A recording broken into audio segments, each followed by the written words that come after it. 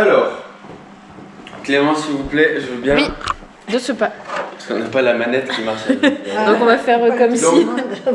Les premières parties, surtout le cycle de la matière et des nutriments, on va le survoler. On ne va pas se spécialiser dans la microbiologie des sols non plus, mais il faut en parler. En deuxième étape, comment je vais analyser mon sol chez moi, c'est important pour prendre des bonnes décisions tout simplement. Ensuite, dans 3, retrouver la fertilité de mon sol avec 3 moyens. Moi j'utilise 3 moyens de fertilisation qui sont très efficaces, qui marchent très bien. Du coup, le compost, avec des éléments indispensables, des choses à savoir sur le compost qui sont malheureusement peu diffusées. Et souvent on fait un compost qui n'est pas vraiment un compost. Ensuite, la lasagne et la butte, c'est 2 techniques de culture. Vous avez sûrement entendu parler déjà, la butte de culture, la permaculture. Et le couvert végétal, vous avez sûrement déjà entendu parler d'engrais vert. Ouais. Voilà, l'engrais vert c'est une chose, le couvert végétal c'est un engrais vert amélioré, entre guillemets. Et ensuite, travailler un petit groupe restitution, ça on ne fait pas, c'est pas l'objet de la journée. Alors, la pédogénèse, premièrement, juste pour situer comment se forme un sol. Imaginons il y a plusieurs millions d'années, la Terre était une boule de minéral, tout simplement. Ensuite, l'eau est arrivée sur Terre, la vie s'y est installée et on commençait à coloniser le caillou, des lichens et des mousses. Les mousses, elles ont des racines qui sécrètent des acides très puissants qui dégradent la roche. Au fur et à mesure des années, l'acidité de ces racines donc, commence à ronger la roche et les racines de la mousse meurent petit à petit, elles meurent. Et qu'est-ce qu'elles créent en mourant? Elles créent du compost, on appelle ça l'humus. Et là on commence à avoir du coup en bas une petite couche de roche-mère dégradée qui va se mélanger petit à petit avec une petite couche de racines mortes de l'humus qui est la partie organique. C'est très important à comprendre pour la suite. Petit à petit, du coup, année après année, ces couches-là, elles vont grandir et se mélanger, s'épaissir, etc. Et on peut arriver, du coup, à des sols, comme on a là, qui peuvent accueillir un arbre. À partir du moment où le sol peut accueillir un arbre, c'est que le sol est déjà bien implanté. Et l'arbre va carrément finir de fissurer la roche-mère et va continuer de creuser encore plus loin, tout ça. Donc c'est important de savoir que le sol, c'est le mélange de la roche-mère qui est en profondeur et de la partie organique qui est en surface, qui est en fait le débris des végétaux morts. Donc petit à petit, on peut voir différentes couches qui se sont créées en fonction des végétaux, du climat, etc., qui sont passés par là. Et du coup, la Terre, vous savez comment ça s'appelle? Le nom scientifique de la Terre, c'est le complexe argilo-humique. Ah oui, c'est ce que tu disais. Donc humique, c'est l'humus, c'est la partie organique, et l'argile, c'est la partie minérale. Et en fait, qui est-ce qui vient mélanger ces deux-là? On le connaît bien, le laboureur naturel. C'est l'eau? Non, c'est le ver de terre. Et s'il n'y a pas de ver de terre dans le jardin? S'il n'y a pas de ver de terre, c'est parce qu'il n'a pas à manger ou qu'il n'est pas dans les bonnes conditions.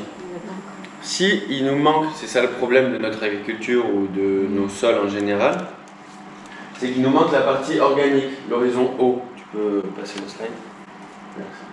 L'horizon haut. L'horizon haut organique, c'est la litière. C'est elle qui est la plus importante au jardin. Ce qu'on appelle, nous, dans notre milieu de culture, le mulch, le paillage, la couverture de sol. Ça, c'est le plus important parce que c'est ce qui va faire que notre matière se recycle et ce qui va donner à manger aux vers. Du coup, si on n'a pas cette couche organique, au début, la litière, les vers de terre n'ont pas à manger et il n'y a pas de vers de terre, du coup, ils meurent. Ou alors ils se retrouvent très profond dans le sol. La litière, ça peut être du branchage, ça peut être aussi bien, tu dis la paille, mais ça peut être n'importe quoi en fait. On appelle ça paillage, mais ça peut être des branches, des feuilles mortes, du bois, broyé, des ronces, ça peut être un peu de tout, ou même du végétal vivant. Ouais. Une grosse couche d'herbe, comme on a dans le jardin, c'est une couverture de sol. Ça peut suffire. Exactement. La nature, elle va toujours aller mettre, elle va remplir le vide, quoi. Il n'y a pas de vide possible. Le sol n'est jamais nu. C'est le principe de la forêt. Exactement. Donc la forêt. Il ne faut pas désherber en fait. Ça dépend, on peut désherber, mais à condition qu'on remplace les herbes présentes par une couverture qu'on choisit, mais on va le voir juste après. Ok, on peut passer ça. Du coup là c'est rapidement pour montrer, pour parler des successions écologiques, on parlait des herbes. On part sur un champ labouré, comme ça, nu. Qu'est-ce qui va pousser? Des mauvaises herbes. Les herbes folles. C'était pour faire réagir. Non, il n'y a pas de mauvaises herbes. L'idée c'est que la nature va combler le vide parce que si le sol est nu, à la première pluie, le sol finit dans les rivières, dans la mer. C'est ce qu'on voit, des rivières marron, c'est pas normal. Enfin, dans les tropiques, oui, mais ici, chez nous, normalement, non. Donc, ce qui se passe, c'est que souvent on nous demande oui, mais les herbes, elles épuisent le sol, mais ma tomate, elle épuise mon sol. Ok, mais à condition que quand elle a poussé, vous la retiriez totalement, dans sa totalité. Ce qu'on fait généralement quand on nettoie le jardin, on arrache des racines et tout le potentiel minéral que la plante a accumulé, on l'extrait. Donc là, le sol est appauvri. Sauf que si on laisse notre plante sur place, plutôt que de la déraciner, on coupe les racines et on casse la partie aérienne qu'on laisse en paillage, là, tout ce qui a été accumulé, ça reste. Et au final, les plantes, c'est quoi? C'est principalement de la lumière. Là, toute leur énergie, plus de 90% d'une plante, c'est de l'amidon qui a été généré par la photosynthèse. Donc au final, la lumière crée du sol, les plantes créent du sol. Et on peut le voir sur ces deux courbes. Au plus dans le temps on passe, au plus on arrive à la forêt, et au plus notre sol est profond. C'est en corrélation. Donc les plantes créent le sol, contrairement à ce qu'on nous a implanté dans la tête. Pour ça, la seule condition pour augmenter notre sol, améliorer notre sol, c'est de laisser les plantes sur place. C'est hyper important. Ok, du coup, comment ça fonctionne tout ça? Donc l'arbre perd ses feuilles en automne, qui sont finalement sa propre nourriture. Ça s'appelle le cycle de la matière. Donc l'automne, les feuilles tombent. Là, il va falloir que tu suives, que tu collègues. Les feuilles, c'est quoi? C'est du carbone. Elles tombent au sol. Qui est-ce qui vient manger le carbone? Des champignons.